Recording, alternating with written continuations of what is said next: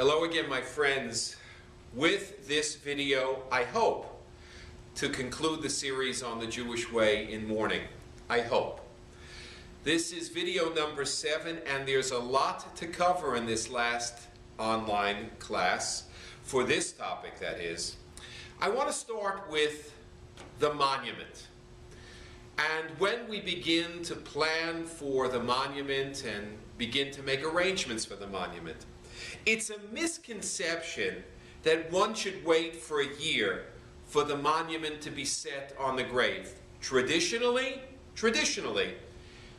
people do begin working on the monument as soon after Shiva as possible. The idea is that the grave should be marked with dignity and honor as quickly as possible.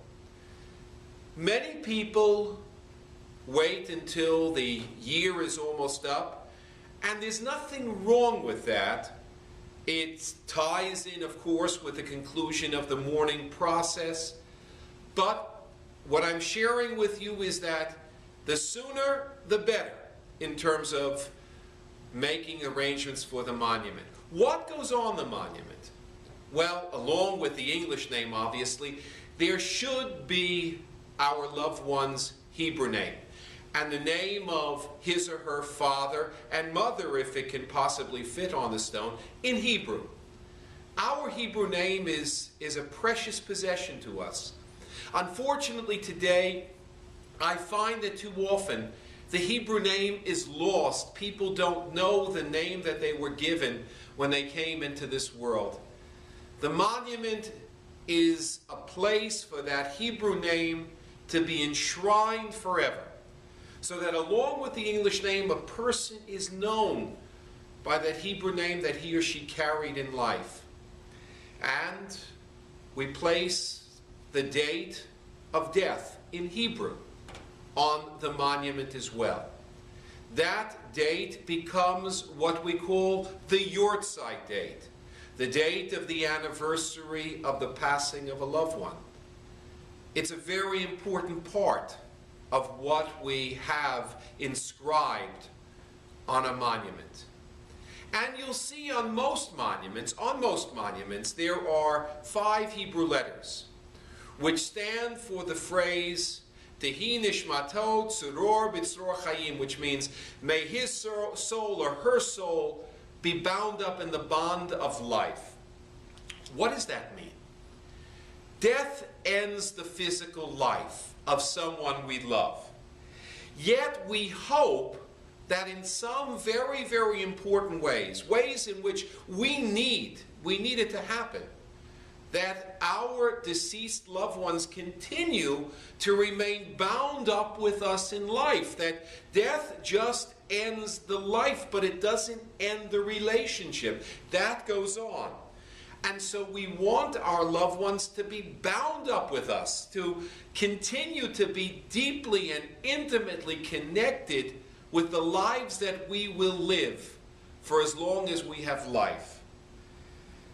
It is interesting, and maybe some of you know this, that the Hebrew name for a cemetery, one of them, is Beit HaChayim, which means house of life. We call a cemetery Beit HaChayim. For what reason? Because we hope that our deceased continue to be a living force in our lives. Is that possible? Of course it is. It happens all the time.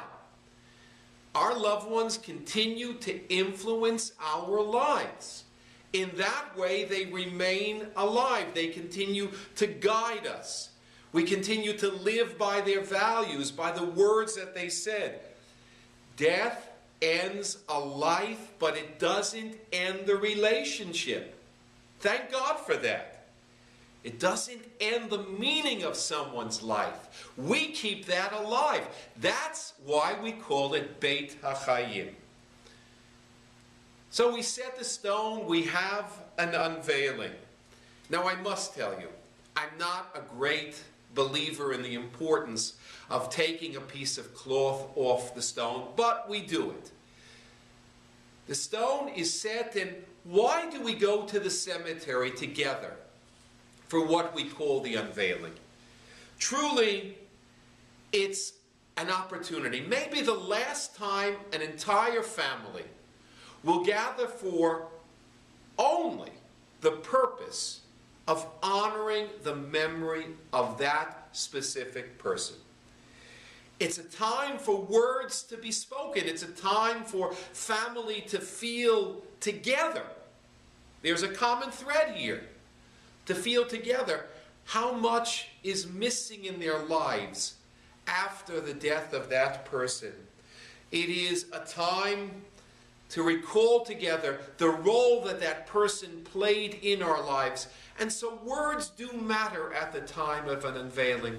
We owe it to our loved ones who are not here with us any longer, who have passed away, to be able to call to mind and express what their lives meant to us and what we feel to be the lasting meaning of their lives.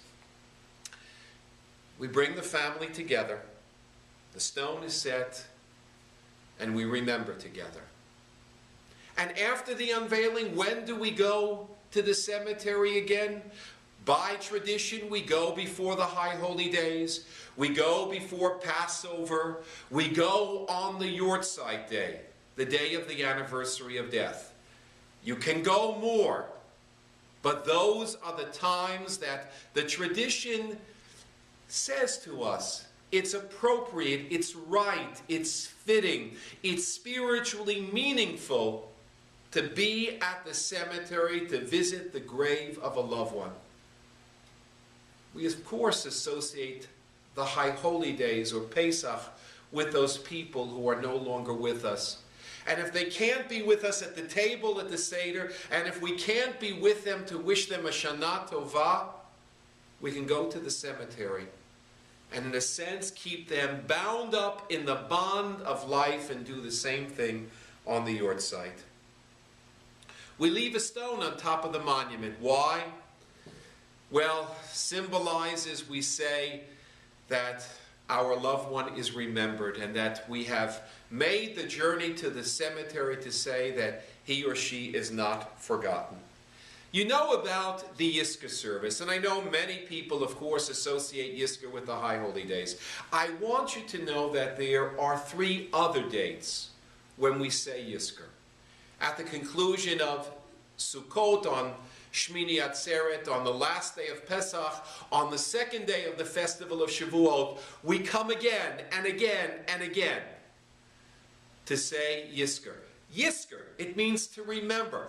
We believe that we have the responsibility to remember our loved ones. And we remember them in many ways. We remember them not only in the synagogue, but in so many places. But as a community, as a congregation, we come together to remember them. Well, finally, there is the Yortzeit, the annual memorial of the Day of Death. We light the Yortzeit candle in the evening. We come to synagogue. We should come 3 times to say Kaddish in the evening and then in the morning and then in the afternoon service, so that we spend, in a sense, a whole day with that person. From the time we light the candles, each time we say Kaddish, the tzedakah that we give in memory of that person, it keeps that person with us for an entire day. We plan our day around being with that person. To me, that's a great, great idea, a great concept. To spend a whole day thinking about the person that we miss so very much. Well, my friends, I want to share with you as I conclude this a quote from Rabbi Earl Groman. He said, "You cannot heal what you don't allow yourself to feel." Our tradition says we must feel our mourning, we must feel our grief, and we must, of course, choose life. We must choose shalom. We must choose to find peace in our lives after the death of a loved one. I hope you have found this video series meaningful, and I look forward to starting more with you in the future. Shalom.